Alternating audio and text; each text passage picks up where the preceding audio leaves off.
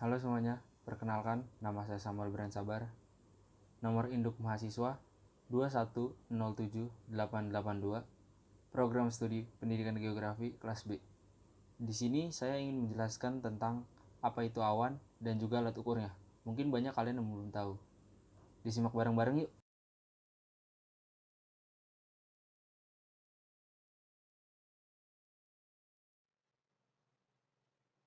Pengertian awan. Awan adalah kumpulan tetes air atau kristal es yang mengendap di atmosfer. Para ilmuwan sudah pernah menjelaskan tentang keberadaan awan. Ini ada sejak tahun 1770-an.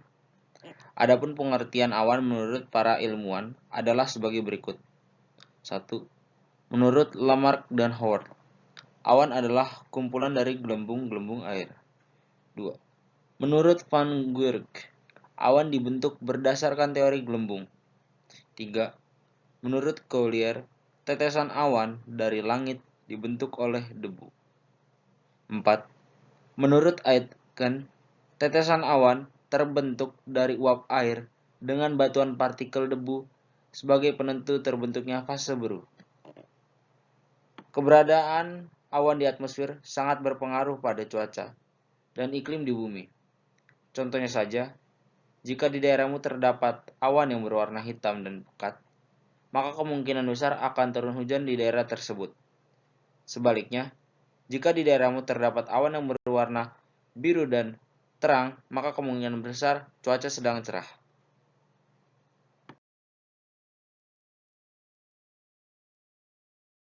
Proses pembentukan awan. Awan tidak muncul secara tiba-tiba, melainkan melalui serangkaian proses tertentu yang diawali dengan adanya suhu udara panas di daratan. Suhu udara panas tersebut akan mengakibatkan naiknya uap air. Lalu uap air tersebut akan mengembang secara adiabatik karena tekanan udara di atas lebih kecil daripada di bawah. Saat uap air mencapai ketinggian tertentu yang suhunya lebih rendah, uap air tersebut akan mengalami pengembunan sehingga berubah wujud menjadi tetes air. Proses ini dikenal sebagai kondensasi. Hasil kondensasi uap air inilah yang nantinya terlihat sebagai awan. Semakin banyak tetes air yang terbentuk, semakin besar ukuran awannya. Jika awan tersebut mendapatkan panas dari matahari, awan akan menguap lalu hilang. Sebaliknya, jika tidak mendapatkan panas matahari atau suhunya tetap, turunlah awan menjadi tetesan air dalam bentuk hujan karena pengaruh gaya gravitasi.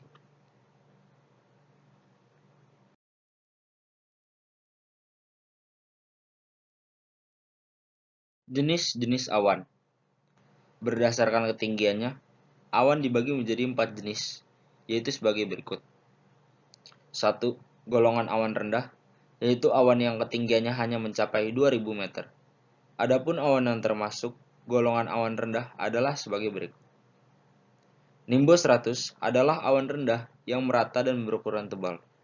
Tak heran jika sinar matahari sulit menembus awan ini. Hal itu mengakibatkan terbentuknya warna abu-abu di bagian bawah awan dan berpotensi menjadi hujan lebat. Stratocumulus adalah awan rendah yang bentuknya menyerupai bulu domba atau sisik ikan. Awan ini bisa dilihat dalam bentuk dimensinya loh. Hal itu dikarenakan rendahnya ketinggian awan ini.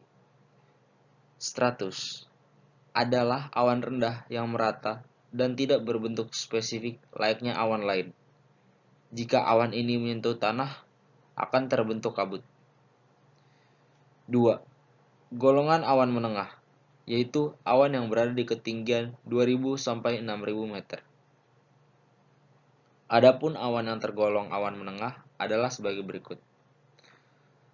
Altocumulus adalah awan menengah yang berbentuk gumpalan yang cukup besar, menyerupai sisik ikan atau bulu domba. Altostratus adalah awan menengah yang merata dan biasanya berwarna abu-abu. Keberadaan awan ini bisa menjadi indikator akan turunnya hujan di suatu tempat.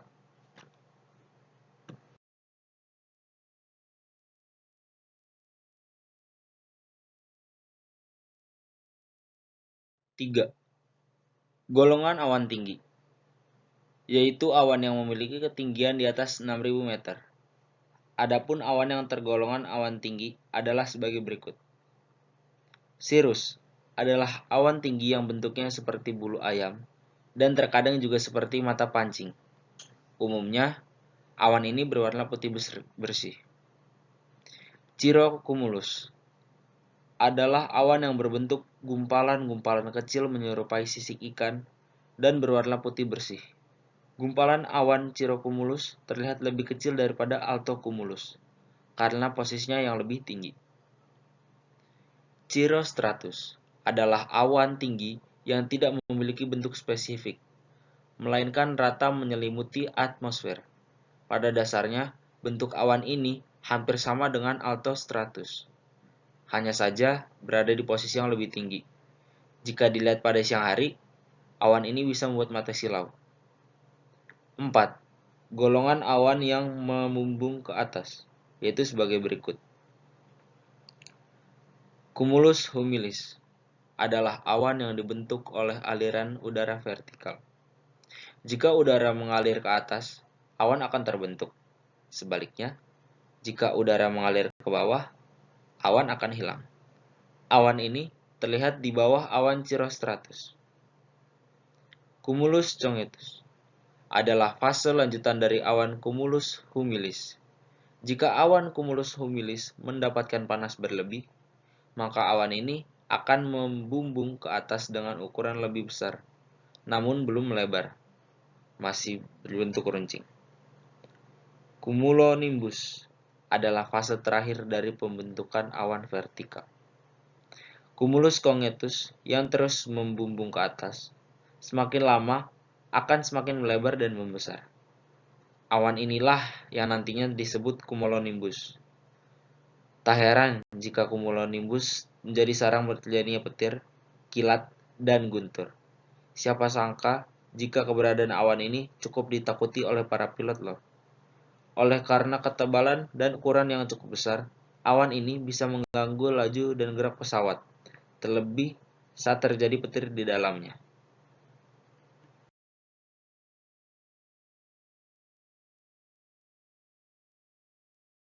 Faktor yang mempengaruhi terbentuknya awan.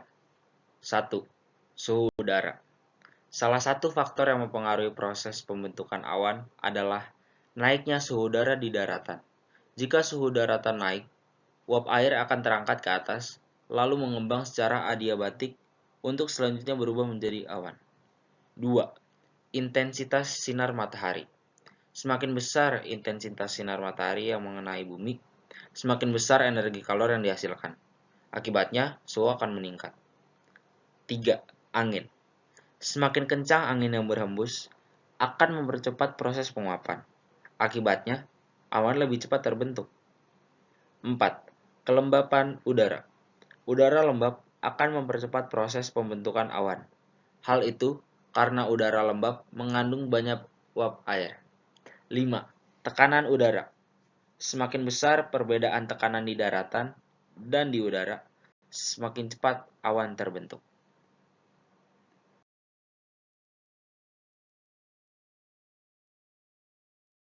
Fungsi awan. 1. Penghalang radiasi sinar matahari. Tanpa adanya awan, mungkin radiasi sinar matahari terasa sangat menyengat di kulit. Itulah mengapa keberadaan awan mampu menghalangi radiasi sinar matahari secara berlebih. 2. Sumber cadangan air. Tanpa hujan, bumi akan terasa kering kerontang. Keberadaan hujan merupakan salah satu faktor penting bagi keberlangsungan makhluk hidup di bumi. 3. Objek pengamatan untuk perakiraan cuaca. Kira-kira, bagaimana cara BMKG memperkirakan cuaca yang terjadi di suatu tempat? Salah satu objek kajian BMKG dalam meramalkan cuaca adalah dengan melihat awan. Misalnya, bentuk awan, intensitas awan, ketinggian awan, dan sebagainya. Data-data yang diperoleh nantinya bisa dijadikan dasar peramalan cuaca di suatu tempat, dan tentunya dilengkapi dengan citra satelit.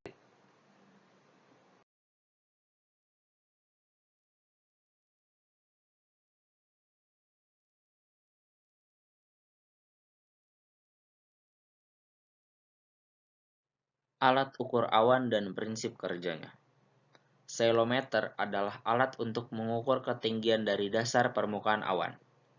Prinsip kerjanya adalah ceilometer ini bekerja berdasarkan prinsip dari pantulan balik dalam kurung backscatter dari gelombang suara atau cahaya yang dipancarkan akibat adanya material yang melayang di udara, sehingga perbedaan waktu antara gelombang yang dipancarkan dan gelombang balik yang diterima akan dijadikan acuan untuk menghitung ketinggian dari material pemantul. Metode yang umum digunakan untuk mengukur tinggi dasar awan, LIDAR, yang dapat mengukur ketinggian awan hingga 30 km di atas permukaan tanah. Teknologi laser banyak dimanfaatkan sebagai pendeteksi pada ceilometer ini dengan panjang gelombang berkisar 600 sampai 1000 nm. SODAR, pengukuran didasarkan pada pancaran gelombang suara vertikal yang akan menghasilkan informasi berupa frekuensi dan amplitudo dari gelombang gema di udara. Cukup sekian penjelasan tentang awan dan alat ukurnya. Kurang lebihnya mohon maaf. Terima kasih.